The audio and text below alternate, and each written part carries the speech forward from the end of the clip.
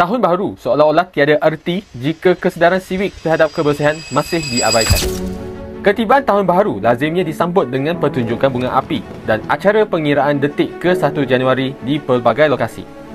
Namun setiap kali sambutan berakhir, satu pemandangan yang sama akan berulang. Sampah sarap ditinggalkan oleh pengunjung di kawasan awam. Perkara ini bukan sesuatu yang baru. Ia berlaku hampir setiap tahun tanpa gagal. Keadaan ini jelas kelihatan ketika sambutan ambang Hari Krismas di Ibu Negara apabila sampah ditemui di sepanjang jalan sekitar Bukit Bintang. Sebahagian masyarakat beranggapan tidak mengapa untuk meninggalkan sampah kerana akan ada petugas pembersihan yang menjalankan tugas. Sikap tidak peduli ini menunjukkan tahap kesedaran sivik yang masih rendah.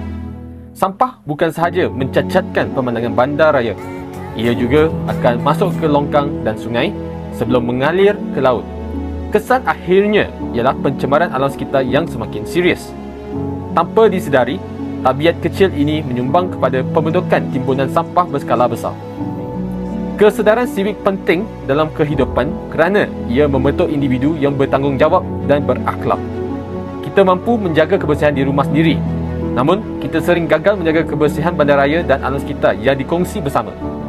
Kebersihan bukan sekadar isu fizikal, ia juga berkait dengan nilai moral dan kepercayaan.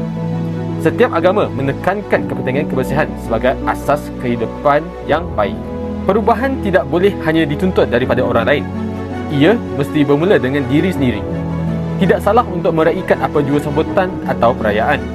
Namun, kesedaran sivik tidak boleh diketepikan. Buang sampah ke dalam tong yang disediakan. Jika tiada tong berdekatan, simpan sampah sehingga menemui tempat yang sesuai. Pihak berkuasa tempatan pula wajar bekerjasama dengan pengurusan pusat beli belah dan premis berhampiran untuk menambah tong sampah di kawasan tumpuan orang ramai. Langkah yang lebih berkesan ialah mengurangkan penghasilan sampah sejak awal. Kesedaran sivik mencerminkan jati diri kita sebagai warga negara.